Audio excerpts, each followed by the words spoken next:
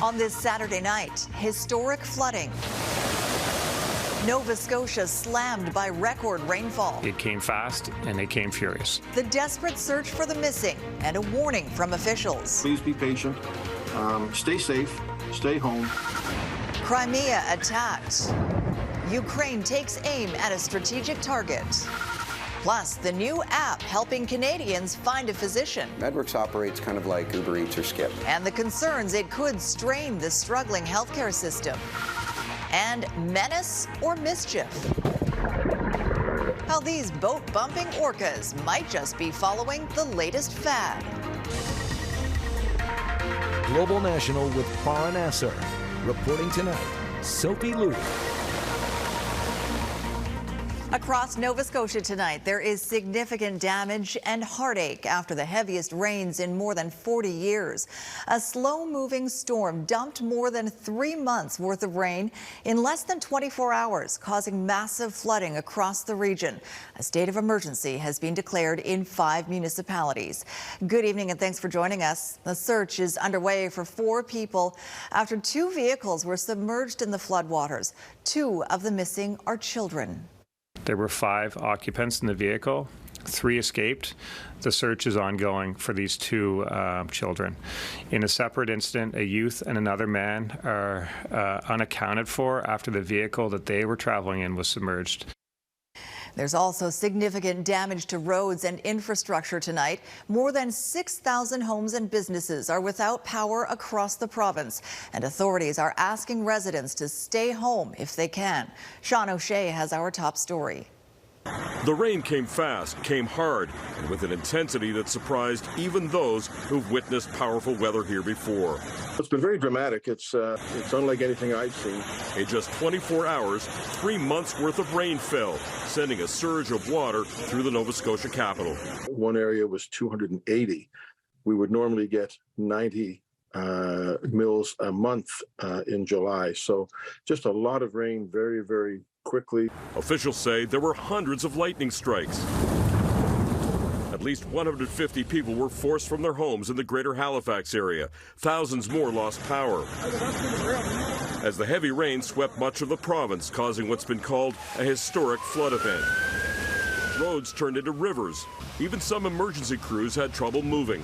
This social media video shows a fire engine attempting to make its way through deep water. But the water is too much, and the firefighters are stuck. At one point, there were fears a hydroelectric dam could breach, but that didn't happen. Some of the worst damage is west of Halifax, where roads and bridges are washed out. We lost a number of bridges, and a number of other bridges are compromised. It includes damage to 100 series highways along the 103. It includes local roads and obviously significant property damage. In a summer that's seen crippling wildfires, now Nova Scotia looks to recover from one of the worst summer storms on record. We had a pandemic, we've had fires, we've had floods. It seems like there have been a lot of incidents lately that just kind of make you give you pause. And this promise. We will do our very best, all orders of government, as well as the amazing people that work in a volunteer capacity in search and rescue in circumstances like this. Do the right things, and we'll make it through. Sean O'Shea, Global News. Prime Minister Justin Trudeau says he is very concerned about the flooding in Nova Scotia. He's asking residents to listen to local authorities on how to stay safe. We're closely engaged with the government of Nova Scotia, but obviously this is just a time where we're thinking of families going through an incredibly difficult moment, and we will be there for them while they're going through this, but also through the difficult days and weeks to come on the cleanup. Well, the Halifax Pride Parade is being postponed because of the floods. The event was supposed to be held tomorrow, but organizers say they'll reschedule in the interest of safety and recovery efforts. As Global's Vanessa Wright reports, the damage done in the last 24 hours could take months to rebuild. A chaotic scene in Bedford, Nova Scotia early this morning as Friday night's extensive rainfall turned many areas around the region unrecognizable. This is the first time that we've been deployed on flooding. It's a high scale. It's something that I haven't seen before in approximately 15 years to see it to this extent. Nova Scotia's emergency system sent out an evacuation order early Saturday morning after reports had more than 200 millimeters of rain falling in Bedford alone. This aftermath left flash flooding along major intersections and extensive road damage. Finally had a chance to get down to survey the church, and this is the first thing I've seen, and I'm shocked by it and disappointed. Substantial cleanup efforts will continue for many areas around the Halifax region, including this one behind me. This baseball field in Bedford is completely submerged in water, along with dozens of cars. The flooding collapsed the roof of Bedford Place Mall, where individuals were briefly trapped inside. They were forced to evacuate along with residents of an apartment building behind the mall. Regan says this should prompt a conversation about the city's infrastructure. Municipalities, not just here in HRM but elsewhere, are going to have to be thinking about when you're starting to get once in 100-year storms every 5 years, that's an issue. There are still approximately 150 residents who remain displaced from their homes in the Halifax region, but the support continues to pour in. 2 comfort centers have been set up in Dartmouth and Beaver Bank for evacuees to take shelter. Vanessa Wright, Global News, Bedford, Nova Scotia. Global News meteorologist Peter Quinlan joins us now. And Peter, the intensity of the storm seems worse than what had been forecast. Why is that? Sophie, part of the reason why the models missed this historic heavy rain across Nova Scotia was because of the convective nature of this. And models typically have difficulty with that because of the small scale features in thunderstorms. It can sit over areas like they did over Halifax and parts of Nova Scotia for over a 24-hour period off and on. As for those total amounts, very impressive. This is the Halifax area just to the east.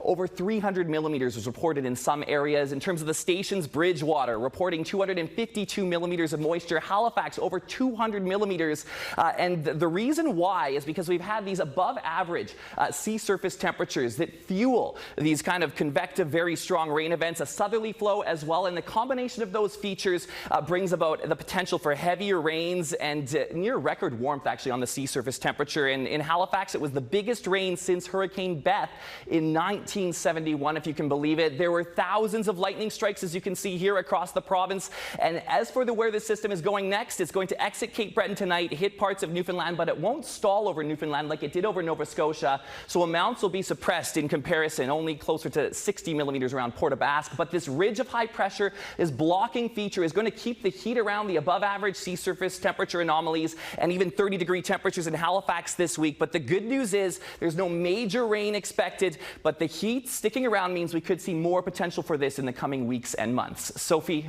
All right, thanks for that, meteorologist Peter Quinlan. In BC, a young firefighter killed in the line of duty was honored at a memorial service today.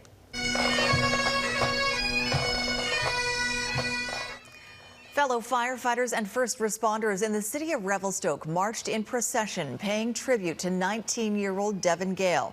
The BC Wildfire Service member was part of a team responding to a small fire near the city last week when she was found trapped beneath a tree that had fallen on her. She later died of her injuries in hospital. Gale was also a third-year university nursing student. Maybe this is the call to action that we need to finally ask ourselves if we're fine with every summer having record-breaking numbers of fires and record-breaking temps and record-breaking natural disasters. And these summers and their fires and their attempts won't stop just because we lost a friend, a colleague, or sister. In Ukraine, troops have begun using U.S.-provided cluster bombs against Russian forces. The White House says they're helping to dislodge concentrations of enemy soldiers. But there are reports a Russian journalist was killed when Ukraine fired cluster munitions. Kyiv also launched a drone strike at an ammunition depot in Russian-occupied Crimea. Civilians were forced to flee and traffic was stopped on the Kerch Bridge, a vital supply route from Moscow. It's the latest attack since Russia suspended a major grain deal with Ukraine earlier this week. As Mackenzie Gray reports, pressure is mounting on Russia to reverse course. After a brutal week of bombings, the Ukrainian response. A fuel depot inside Russian-occupied Crimea up in smoke. The objective is to reclaim the whole of the Crimea because it's our sovereign territory, inalienable part of our nation. The drone attack led the Moscow-installed governor of the region to close a bridge linking the peninsula to Russia, despite the fuel depot being more than 160 kilometers away. The only link from Russia to Crimea suffered serious damage last week, an attack the Ukrainians have not taken responsibility for, but Volodymyr Zelensky believes it is a legitimate military target. The Crimean Bridge, this is not just a logistical route. This is the route used to speed the war with ammunition, and this has been done on a daily basis. And it militarizes the Crimean Peninsula. The attack led to fierce Russian bombing across Ukraine, with a key focus on Odessa, the port city that was the hub for Ukrainian grain shipments, which also stopped last week, after Russia pulled out of a deal guaranteeing the safety of cargo ships. The new wave of attacks on Ukrainian ports risks having far-reaching impacts on global food security, in particular in developing countries. Grain prices have spiked 9% since the Russia-Ukraine deal ended, which is set to hurt countries across Africa and the Middle East hard, many of whom have stayed neutral or even supported Vladimir Putin's war in Ukraine. Mackenzie Gray, Global News. Coming up, need a doctor? There's an app for that. The self-proclaimed Uber Eats of healthcare, connecting Canadians with medical experts. Plus, bumping boats, the surprising theory behind the rise in Orca run-ins.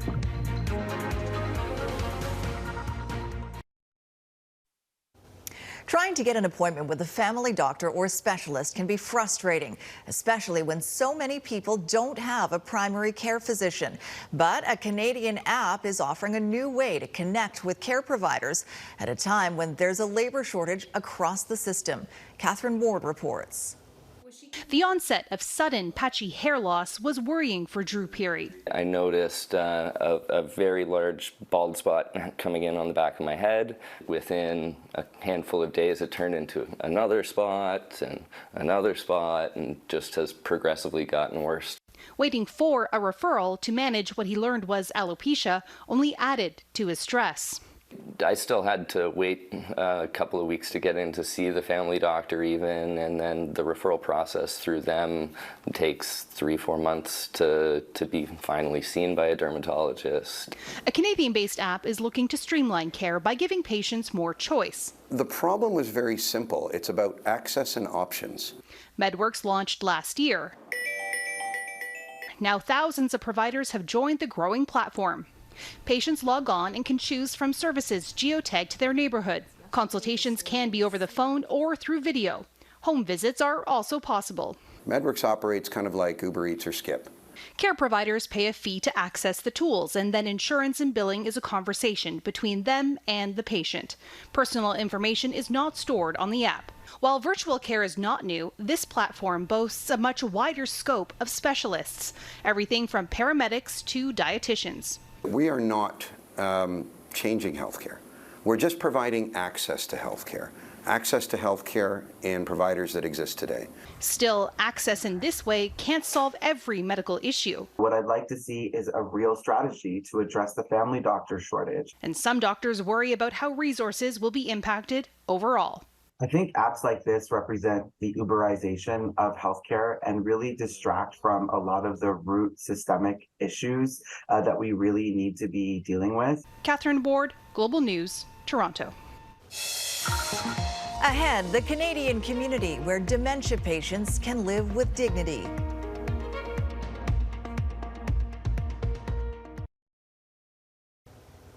It's estimated more than 55 million people worldwide are living with Alzheimer's or another form of dementia, an already staggering number that's expected to double every 20 years.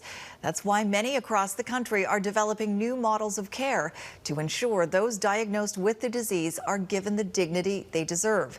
In a story originally featured on the new reality, Farah Nasser takes us inside a first-of-its-kind village in British Columbia. Muffins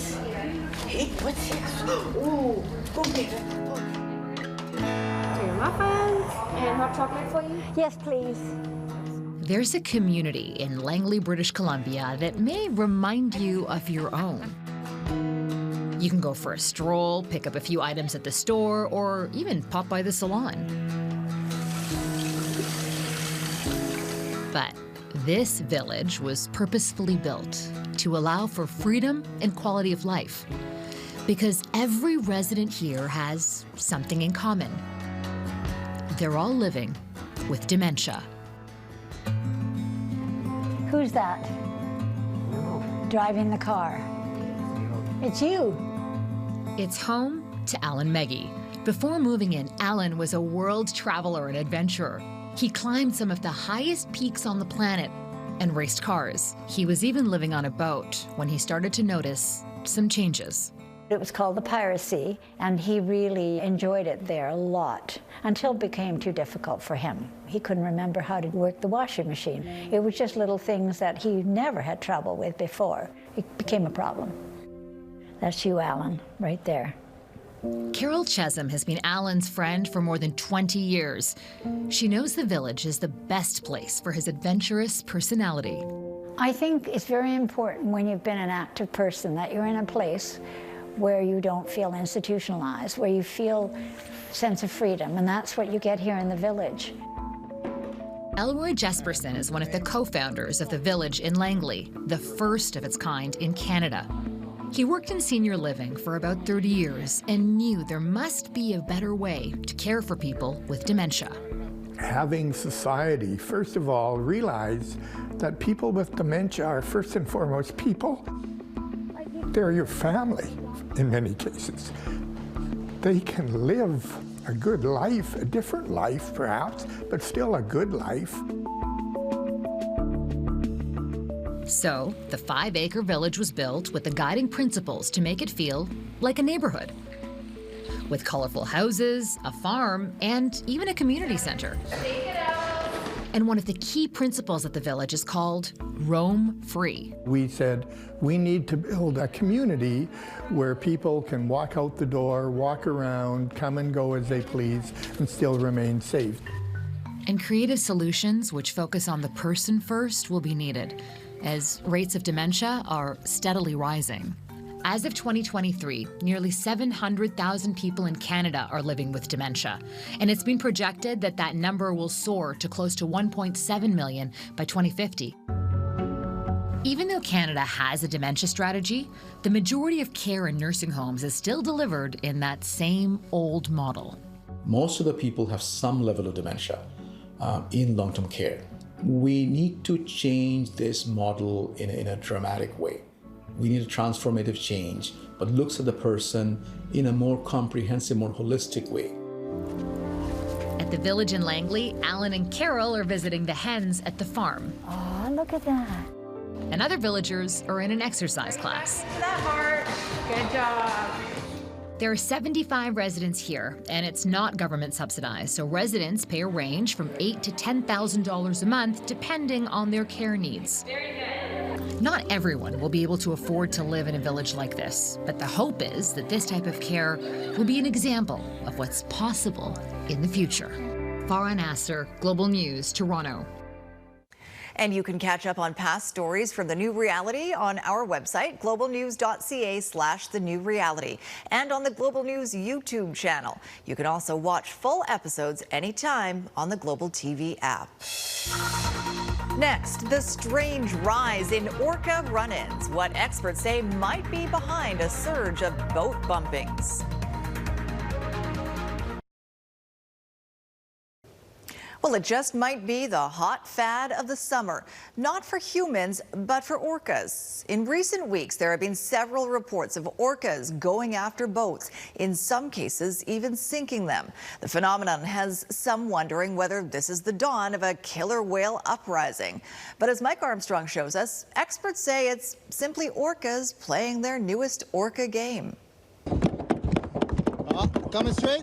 There may have been a big difference between what these sailors felt they were experiencing, an attack, and what it likely was, possibly a game. Get ready, 8-4 down. In either case, there's no question it was scary. A pod of killer whales bumped the boat over and over. Okay, coming from the rudder. 3 orcas came at us, straight at us, and they started hitting the rudder. Impressive to see the orcas, first of all. Beautiful animal, but also dangerous moment for us in the team.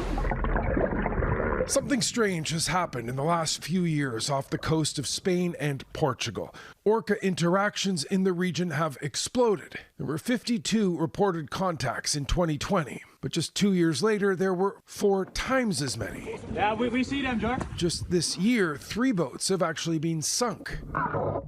Now, there have been jokes that there's an orca uprising against rich yacht owners, and there are theories. It could have started with one whale being injured after being hit by a boat, and then passing on the behavior and animosity to other whales. Wow, we're seeing something from its nexus, from its inception. It's a phenomenon that is fascinating orca experts like Deborah Giles. She says killer whales are social and curious animals and also playful. Giles believes the orcas that are bumping boats are just fooling around. I don't think that the whales are attacking the boats, and they're certainly not interested in the people. Now, experts say it's not surprising the strange behavior is growing. Killer whales do learn from each other. I think it is very fair to say that this resembles a fad in killer whales. Whale researcher Michael Weiss says orcas sometimes pick up peculiar habits. One of the strangest experts have seen was back in 1987 off Washington State. The Summer of Salmon hats. A female orca started wearing a salmon on its head, and within weeks, other pods started doing it. The fad only lasted one summer. They do culturally transmit behaviors and strategies pretty constantly. While the incidents may be spreading, this was a yacht off Scotland last month that was rammed multiple times. Killer whales can travel long distances, so it could be an orca that learned the behavior off Spain or Portugal, but experts can't tell. Mike Armstrong, Global News. And that's Global National for this Saturday night. I'm Sophie Louie. Tonight's Your Canada is Calgary. We love seeing Your Canada, so please keep emailing your photos to viewers@globalnational.com.